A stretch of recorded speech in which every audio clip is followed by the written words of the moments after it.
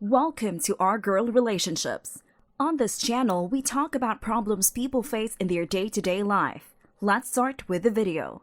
I've been happily married to Zane for more than 3 years now, but recently something has been off between us. He is lost in his world whenever I try to talk to him at night. He doesn't return my calls or take me out on any dates anymore. These things have started bothering me, but I don't see a way out of it. I've tried talking to him about it and helped him talk things through so we can build our relationship with more strength and understanding, but he doesn't seem to cooperate. Sometimes I wonder if he's having an affair behind my back, but it doesn't quite sit right with me because he's not very attractive. One day I woke up in the middle of the night out of thirst. When I rolled over, I couldn't find my husband in bed. I checked the time on my phone and it was 2 a.m., which was quite suspicious because I dozed off in his arms. The thought of him being with another woman terrified me the most that night. I somehow managed to jump out of bed to go look for him. As I came downstairs, I was hearing murmuring in the far back of the kitchen. It was my mother-in-law and husband talking about how careless, unorganized, and worthless of a wife I am. I didn't know how to feel about this conversation or what to make out of it, but what I did know was that I didn't want to make a scene there. I woke up emotionally and physically impaired the next morning. My husband has gone to work and it was time I confronted my mother-in-law. I came down to her eating her breakfast in the dining area. I couldn't look at her out of disgust. I couldn't tolerate her in my house, but I had no opinion since she and her husband's house caught fire one night and burnt down to ashes. Now she had no place to go other than her son's home. I went closer to her to confront her of her wrongdoings. She looked up puzzled as if she was trying to read my expression. I slid her plate of perfectly moist scrambled eggs and toast down the table as I neared my face to hers. I wanted to kill her that day for making my life a living hell and ruining my perfectly healthy and happy marriage, but I held back and uttered in soft murmurs, "What do you want from me and my husband?" She was caught off guard by my question and tried to avoid the conversation by walking away, but I held her arm. I made myself clear. If I catch you barking shiz against me to my husband, I'll not be hesitant to throw you out of my house. And I walked out of the house to run some errands. What I didn't know was that after our little encounter in the kitchen, my mother-in-law went straight to my bedroom to find something she can use against me to separate me and my husband.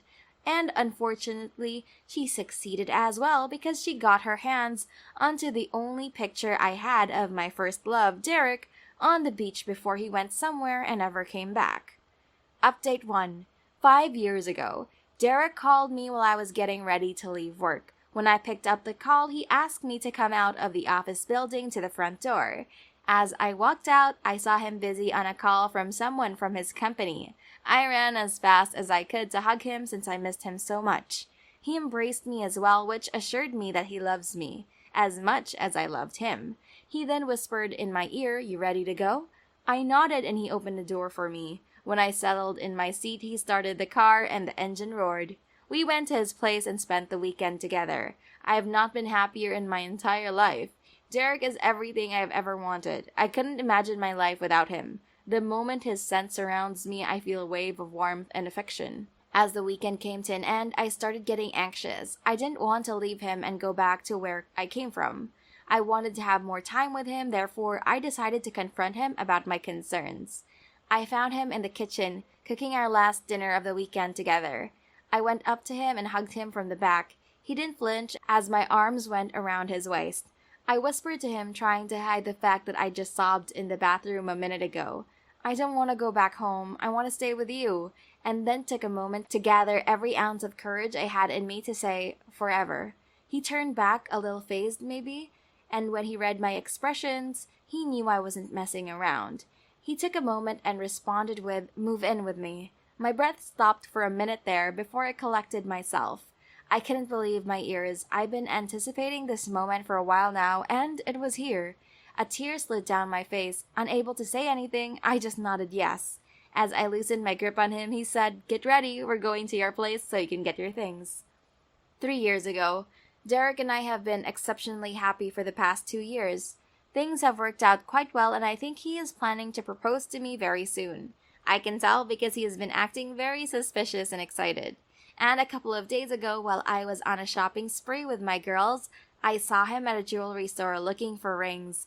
I can't wait for the day when I put on a wedding dress. It's every girl's dream. We were playing video games on his PS5 one evening after work when his phone rang. He excused himself and went out to the porch to take the call, while I remained seated on the sofa, surfing through my phone for any notifications or important emails from work. He came back 5 minutes and held my hand in his, and brought me to my feet. He seemed not so happy after he came back, and I could tell it was not good news. He said, "I have to go." I didn't know what he was talking about, so I asked him, "Where?" He rather responded with a simple "I love you" and rushed for the door. I could hear his car roar as I stood there in confusion, and he drove away. I couldn't even blink my eyes for a second that night. I was anxious and couldn't make out of the situation. I waited for him for hours, but he didn't come back home that night. The next morning, I just gathered myself and headed to work. I kept looking at my phone every 5 seconds, wishing that his name will pop up any minute. But it didn't. Days went by and then weeks, but I heard nothing from him. So I went to his office to see if he was okay. I was taken to his father's office where he was sitting behind a huge wooden desk. He rolled back in his chair to look at me. He didn't look very pleased to see me, hinting that he was not very fond of me. He asked me to settle down in one of the chairs in front of his desk. When I did, he started talking in a sophisticated but firm voice. "He is gone, and you must move on without him." Update 2. When I came back from shopping, I saw my mother-in-law and husband sitting at the couch in the lounge watching Netflix. I went upstairs to freshen up before getting started on dinner. I was planning on baking pizzas today since I was exhausted from all the drama that happened in the morning. As everyone settled down in their seats, my mother-in-law started the conversation with, "The pizzas look delicious." I didn't know what she was trying to make out of her remarks, so I remained silent. She then announced that tomorrow she is calling over some people and she wants me to make a lavish dinner for her guests. I nodded in response. I knew something was cooking inside her head, but God knows what. The following morning, I started the preparations for dinner right after my husband left for work because there was a lot to do. The day went by in a glimpse, and it was already dark outside. I set the table with our most expensive tableware and candles. It looked beautiful, and I was content with the results. I quickly rushed to my room to take a shower and get ready for dinner. I couldn't even imagine how low my mother-in-law was going to stoop to end my marriage with her son. I should have known better. The bell rang and I could hear my mother-in-law's steps walking towards the door to receive her guests. I also progressed downstairs to make sure everything was perfect. I immediately stopped in my steps as I saw Derek standing in front of me in a beautiful suit that looked tailor-made, especially for him. I was so shocked to see him that I forgot about my surroundings. The moment came to a halt when my husband stepped into the house right behind him, and that's when I noticed my mother-in-law grinning in the back. I broke out of shock and guided Derek and the others to the dining area for the dinner. My mother-in-law introduced me and my husband to Derek, which hit him like a bombshell, but he didn't lose his composure. I served the food and everyone seemed to enjoy it, except me. I was flooded with anger and pain as I saw him sitting right in front of me, but I couldn't touch him or talk to him. Derek took a bite of his steak and looked up to me to say, "It is quite delicious." I couldn't make out the words, so just smiled at him. My mother-in-law took the opportunity to excuse herself for a minute to go get a present for the guest she had prepared. When she came back, she had a little box in her hand, which she handed to Derek. His eyes widened as he opened the lid of the box. It was a picture of us together when we were dating. The memories came flooding back as I saw us standing with each other as happy as anyone could ever be. My husband couldn't contain himself and stood up from his chair in shock. My mother-in-law said, "My poor son, I'm so sorry you had to find out this way, but your wife was in a relationship with your boss, and she has been cheating on you with him behind your back." The allegation caught me off guard as I opened my mouth to say something. Derek stood up, flushed with anger, and retaliated with, "What kind of BS is this? Have you called me here to accuse me of the sins I have not committed?"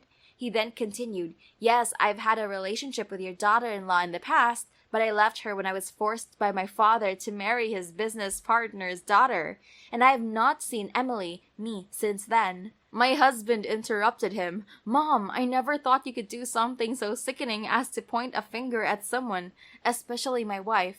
I trust her with my life, and I know she would never cheat on me. I can't take you anymore. You'll have to leave my house immediately. Derek proceeded to leave the house when he turned back to declare as calmly as he could, I'm suing you for character assassination, Mrs. Wilson. See you in court. Her mother-in-law is an a-hole, because how can a mother try to develop a crush on her son and her wife when she knows they're happy and in love? I doubt she will leave them alone even if they throw her out of the house, although the intensity of the drama might decrease. You both must take each other into trust and try communicating like married adults, so outsiders cannot make space for misunderstanding and distrust between you. Yes, I have got the same concerns, and therefore I discussed them with my husband. He seems a lot more understanding now that her a-hole of a mother is out of the house. We're planning to take a trip together to Hawaii to build a stronger bond and sort out the matters concerning Derek. Thank God, Zane finally stood up for his wife against his mother, which is a huge development. I hope he grows out of the mama's boy phase and becomes a real man. Next story. My sister, 38, had an affair with a married man and got pregnant with my niece. Me, 36, knew he was the father because my sister had an affair with my best friend's dad. The affair came to everyone's attention because the wife caught them. My sister was then sent to live with my grandparents, and it was discovered she was pregnant. And she said my best friend's neighbor was the father. By that time, my best friend's family had moved away. My sister then met her now husband, who knew my niece wasn't biologically his, but wanted to raise her as his own. All her life, my niece, 18, was never told the truth, and when she started asking questions why she had different hair color and skin tone compared to her parents and siblings, it was always covered up with she took after our grandmother, or they could use me as an example, as I did indeed look like my grandmother. It used to piss me off when they would lie to her like that, but at the time I understood their reasoning, as she was only a kid back then. Anyway, a month ago my niece celebrated her 18th, and then the following morning rang me up crying asking if I could come pick her up.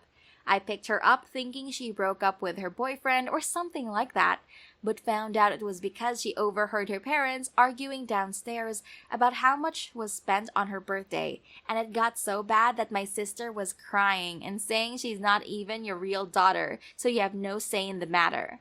My niece came down the stairs in shock and asked what they were talking about. They went quiet and said it was nothing, but it was too late. My niece then rang me. While I was driving us back to my home, she asked if it was true. Is that why I look so different from everyone? My heart broke listening to her cry her heart out. I said, maybe you want to speak to your parents about this first? She said, you're like a second mother to me, so please tell me, is it true? Do you know anything? I had to tell her the truth. She cried some more and I felt so bad. She asked why I didn't tell her, and I admitted that everyone was told not to say anything, and she cried. We both did. She stayed with me for a few days as she came to terms with it. Then, in the middle of the week, my phone blew up with texts and phone calls with my sister, telling me how I could do that and tell my niece, and that I'm going to destroy her family because I couldn't keep my mouth shut, and that I had no right. She went and told our family, and I've been getting shiz from my family on SM, telling me I had no right and that it wasn't my place and I'm a POS.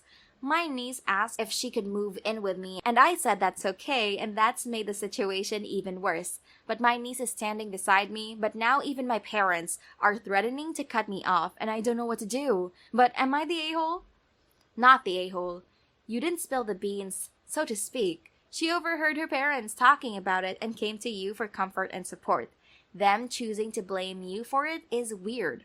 All you did was confirm what your niece already knew. Not the a-hole. You were backed into a corner because your niece overheard your sister and her husband let out the secret. You were in a lose-lose situation. Your family is making you the scapegoat for the secret your sister would have told your niece. Not the a-hole. You didn't tell her. Her mother did, by using it to try to manipulate her husband during an argument. Any of your family that confronts you about it, just explain that she heard her parents talk about it and was just asking you for confirmation, so you wouldn't just lie to get to that point. Here's the next story. I, 16F, have a stepsister, Anna, 16F, for 3 years. I was not close with her. We have different interests, different hobbies, and different friend circles, and work at different places. We only see each other at meal times at home. We barely talk. I like this arrangement just the way it is. For school, my mother makes my lunch, and her dad makes her lunch. A few days ago, my mom couldn't make lunch for me, so she gave me some money to buy something at the cafeteria. While I am waiting in line, Anna comes up and says, and I kid you not, "Hey, I want XYZ. I am sitting at the ABC table, just get to me." She literally told, not asked. I was confused and asked what she meant. She was like, my dad told me you were buying lunch today.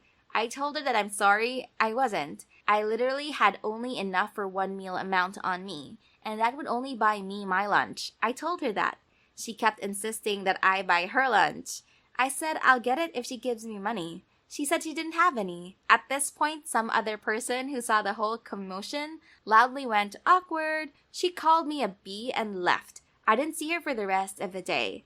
Later that evening, she told her father, who called me downstairs and started yelling at me about how I humiliated his daughter and how I was such a bad person for not buying something smaller for myself so I could buy something for Anna too.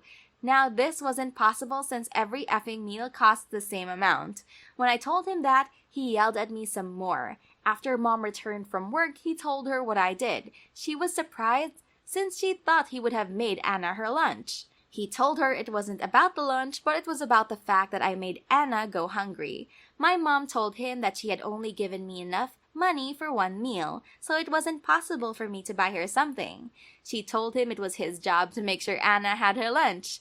This turned into a full screaming match. Stepdad and Anna are ignoring both me and Mom now. My mom said it wasn't my mistake, but judging by the situation at home, I think it is. Even some of Anna's friends have given me the finger when they saw me at school. Should I have just given half of my food or something? Am I the a-hole here? Edit. A lot of people are asking why 16-year-olds aren't making their own lunches. I can't because I work out or go for a run in the morning as it helps with my PCOS. I do, however, help my mom with other things like cutting the vegetables or preparing dry spice mixes and such. I don't know about my stepsister. Edit 2. Just got told that I should perhaps also add this. Anna likes her lunch to be in those fancy arrangements they show on shows. My mom doesn't do that. And when she was offered a sandwich for lunch, she threw a fit. And I don't like stepdad's cooking. He makes it too spicy for my taste. Editing again. I really want people to stop advising me to make my own effing lunches. It's none of your business why my mother makes my lunch, nor is it the topic of discussion. Some people just like to make lunch for their kids. Nothing wrong with that. If you don't do it or your parents don't do it for you, it doesn't mean you get to make me look like an incapable ass for getting it.